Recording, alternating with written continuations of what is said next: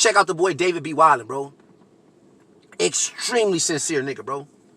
Extremely sincere nigga. What I like about Cub, which makes him a little more different than what we do over here, is the fact that he's a little more relaxed when it comes to putting up songs that, I don't want to say this in the wrong way because I'm not into offending niggas though, you hear me?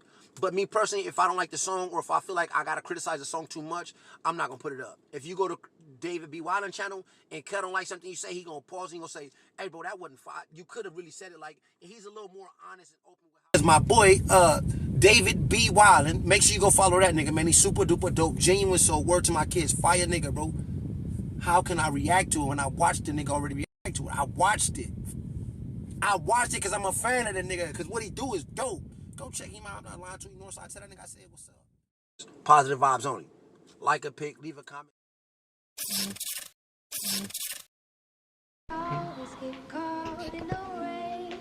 Hey, clear up.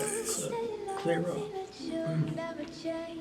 Where your mom's at? Where your mom's at? Yo, what's good with y'all, man? It's your boy David Wildin. I'm back again with another reaction. We got 5 horror movies based on true terrifying events. Now, clearly, they're going to be breaking down these 5 horror movies because this shit is 15 minutes long. Yeah, well, pretty much 16 minutes long. But we finna jump right into this, see what it's about. I reacted to some other horror stuff. What was it? I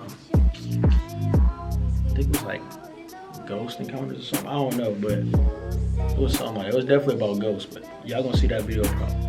I don't know which one I'm gonna drop first. I've been having fun reacting to these. I just haven't dropped none yet, but I've been having fun reacting to these, so I'm just about to go ahead and react to this one right now too, knock it out. But I don't know which one I'm gonna drop first. I could drop both, but that's kind of pointless. So I don't know which one I'm gonna drop first, but y'all gonna see. But we finna jump right into this video, see what it's about. Y'all make sure y'all spam this like button up, sub, new turn on post notifications. Y'all can follow me on IG and Twitter. Links in the description. Hit me up over there. And without further ado, let's jump right into this one, man. This shit finna sound crazy with these headphones on too. It's easy to sit back in the comfort of your own home or the cinema and watch a scary movie, knowing full well you can later tell yourself in bed that it was all just a film and didn't really happen. But this man remind me of like B Buster and Mr. Nightmare and shit. The way he talking, like the way they just tell stories, it'd be crazy. Like I don't know, they give it a little extra, like you know, kind of be extra scary. Like it'd be some basic shit, but they could make it sound scary pretty much. Couldn't tell yourself that because the movie was in fact based on true terrifying events. Well, here are 5 horror movies where that is actually the case. Psycho and the Texas Chainsaw Massacre. Oh, yeah. Most will have heard of the infamous Ed Gein, also known as the Butcher of Plainfield. But if you haven't, then you should know that a few movies have been based on this man, the 2 most popular being Psycho and the Texas Chainsaw Massacre, Psycho, which I will talk about together. It all started in Plainfield, Wisconsin, when for years neighbours of the small community had suspected something was just not quite right about Ed, and thought that strange things were going on at his property. Kids would mess around and see how close they could make it like more scary. Let me see if y'all can still see me. Oh hell no, but I'm black as shit. Nah, y'all can still kind of see me though. I think. Now I don't know how good this shit gonna look, but nah, I don't know. Yeah, I would have turned it off so it can be more scary, but I don't know how that shit gonna look. He'd get to his creepy old farmhouse, and he was labelled as the village oddball, but was always considered as a harmless man. That was until people started going missing, including the deputy sheriff's mother. Gein was the first suspect, and his farm was searched, and the true evil was revealed. Amongst his possessions were 4 noses, 9 masks made from human skin, numerous decapitated heads, lampshades made from skin, bowls made from skin and skulls, lips being used as a pull on window blinds, leggings made from skin, and a belt made from nipples. That junk ain't funny, but like, that's wild. Like, you know how sick in the head you gotta be to do, like, you just sitting here with somebody flesh, bro, whatever, just like, making a mask out of it. Like, that's not somebody's fucking face. Like, it's, I don't know, bro, that's crazy. That is crazy. Gein was arrested and later admitted to 2 murders, including the deputy's mother, who was found gutted like an animal in Gein's shed. All the other body parts were the result of Gein raiding the nearby cemeteries and digging up bodies late at night. Police further searched his home and said it was filthy What? Okay, so he killed, 3 or 4 people? But the rest of the bodies, so what, the other 5 masks, because they said he had 9 masks. So the other 5 masks was bodies that he just dug up, like, bro, for one, how bored you gotta be to go dig up dead people, bro, for no reason. Like, for one, you bothering them, they resting, bro. Like, you bothering them. They was chilling. You just, yeah, bro, weird. Weird. And there was rubbish all over the house, except for a few boarded up areas, one of which was his dead mother's room. After his mother died, Gein was devastated, and this is thought to be the main cause of his crimes. Despite the truly filthy house, his mother's old room was eerily kept in a pristine, don't tell me he dug up his own mom, condition, just as she left it. So when Alfred Hitchcock made Psycho, he based it on the very disturbing novel written by Robert Bloch, who lived within 35 miles of Gein's farm and was aware of what had happened there. After Robert picked up the details of Gein's crimes, about Gein wearing clothing made from women's skin so he could feel closer to his dead mother, Robert got the idea for Norman Bates and his obsession with his dead mother in the major hit movie. So, as well as Psycho, how was the Texas Chainsaw Massacre linked to Gein? Well, most of the movie sequels state inspired by true events, and although no single character is based on Gein, the family in the films who abduct passers-by, torture then kill them and use their body parts as decorations is linked to Gein's crimes. And the Texas Chainsaw Massacre's skin mask is linked to Gein's mask made from female heads, and one of his victims, Mary Hogan, whose face was found in a paper bag in Ed's home. The horrors found in Ed Gein's home are up there as the most disturbing acts ever committed, and unfortunately the small town of Wisconsin will forever be linked to those horrifying events that I'm sure will continue to inspire future horror movies, books and documentaries. In 1977, Wes Craven released a movie called The Hills of Eyes. At the time, it enjoyed moderate success. I don't know why I haven't seen this movie, but I heard so much about the movie. Like, I know it's definitely an old movie, but I have not seen this movie at all. I might have seen it, but I don't remember it. But I don't heard so much about this movie, though. I just don't remember if I seen it at the box office, and has become a cult classic horror movie, which sparked the remake remake that most of us will be familiar with in 2006, followed by 2 more sequels. The original and the 2006 Hills of Eyes tells the story of a family on a road trip that becomes stranded in an atomic testing zone miles from anyone and anything. But soon the family find out that the area is in fact inhabited by a deformed cannibalistic family intent on making them their next prey. The film itself seems too far-fetched to be based on anything that did happen, but it is actually based on Alexander Sawney Bean and his family.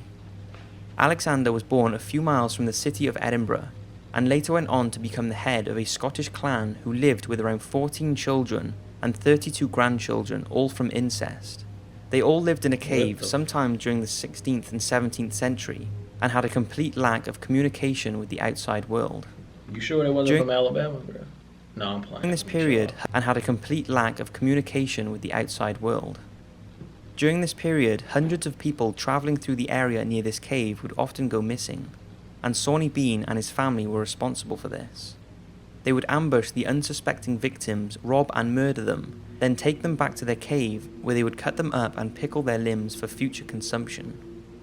All in all, the family is thought to have killed and eaten over 1,000 men, women and children who wandered through their location. But it wasn't just the living they preyed on.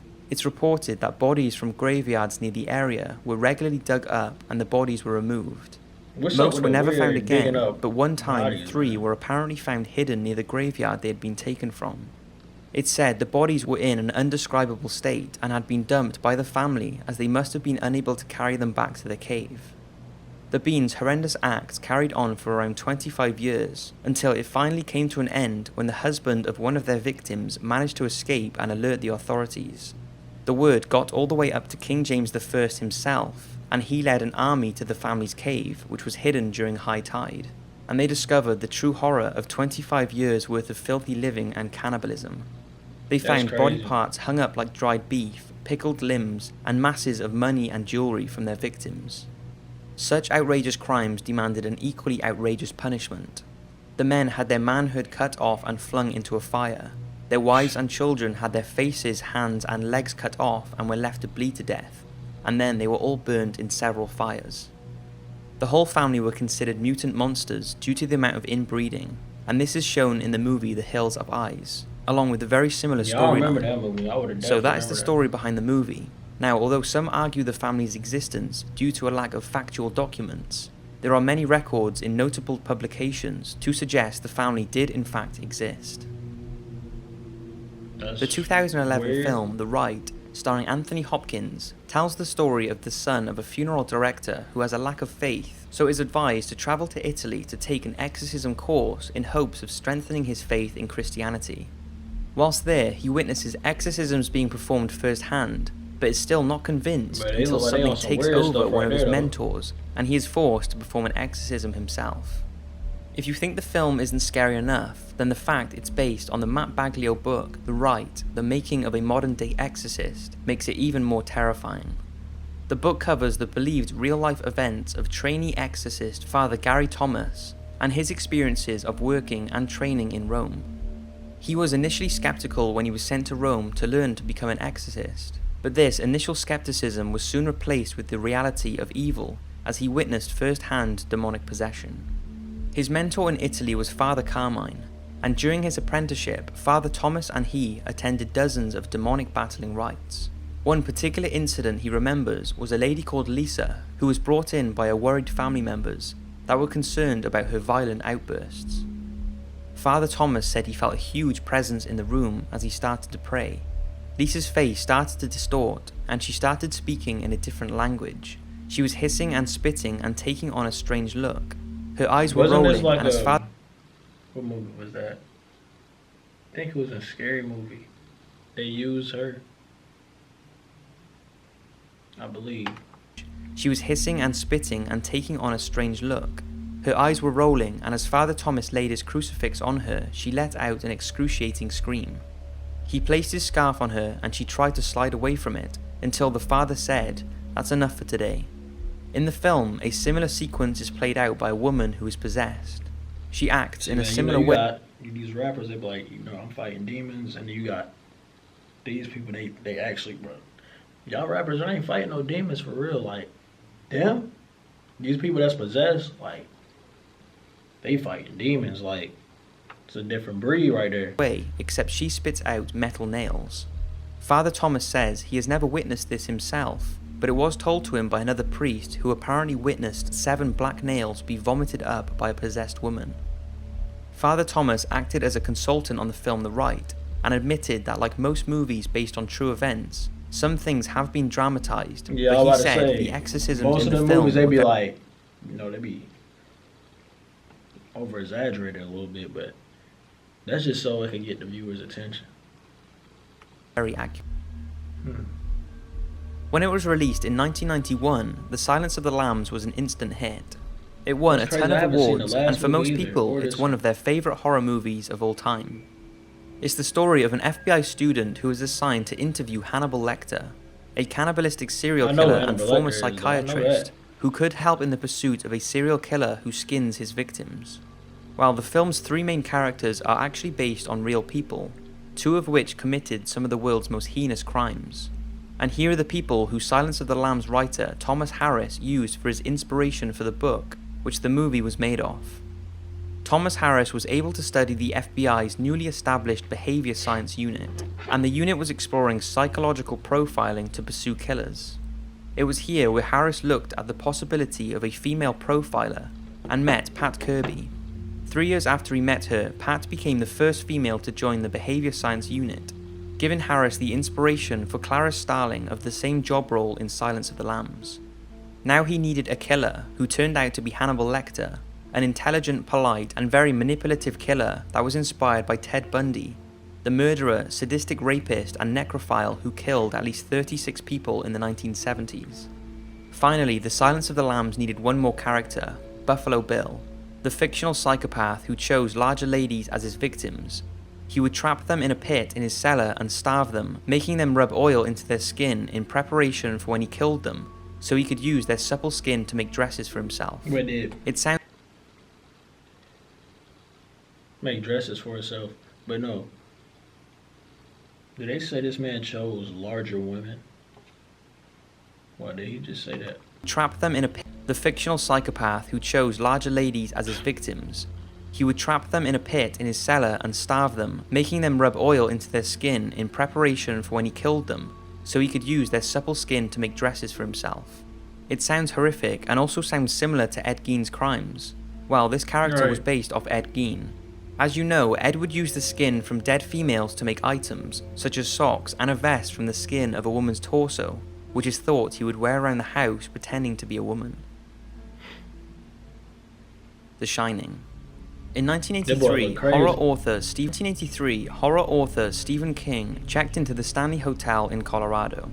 He checked in for one night and him and his wife were the only guests staying there. As you can imagine, it's a huge place, so being the only guest there is a scary thought. They were booked into room 217 and King and his wife had the run of the hotel. As he was wandering the empty halls, he allegedly got the feeling that they were not alone after all. He said he encountered some ghostly children wandering around and also witnessed a party in the ballroom attended by paranormal beings. King's feeling of seclusion while staying at the hotel and how he believes silence could trick the mind, leading... No, that's crazy. Silence could trick the mind. Okay, yeah. It can. to paranoia, fear, and violence, was the inspiration behind the iconic horror novel The Shining, and subsequently the blockbuster movie. Stephen King, boy. So let's look at the history of the Stanley Hotel. It was opened in 1909 by Flora and Freeland Oscar Stanley, and was and still is a secluded Grand Mountain resort. But although the Stanleys have since long passed, it's said they never actually left.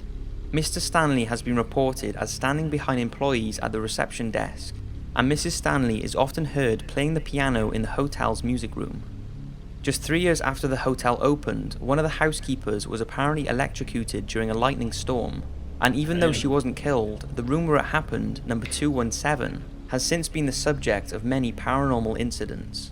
It's thought that every room in the hotel has some sort of strange happenings though, from items moving on their own, lights turning on and off, and clothes being unpacked from suitcases. And on the 4th floor of the hotel, the sound of children running and giggling can be heard. The large ballroom where Stephen King saw the paranormal party is also the place where many workers and guests have heard loud music and talking, only to find no one there when they have gone to investigate.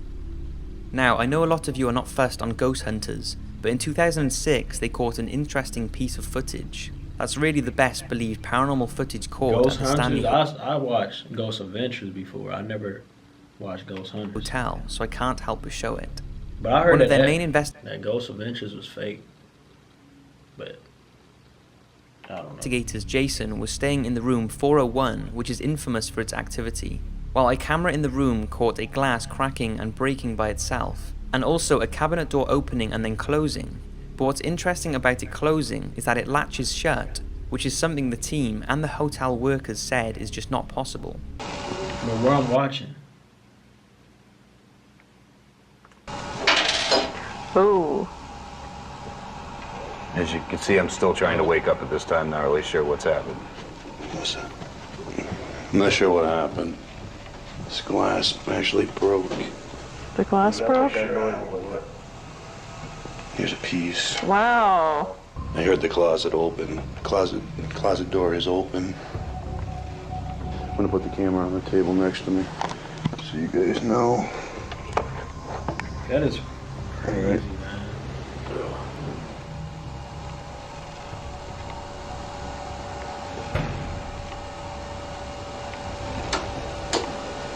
Oh, man. Do you want to see that again? Yeah. Oh my God. That's amazing. My hair is standing on end. Whoa. Did you hear the door latch? Yeah.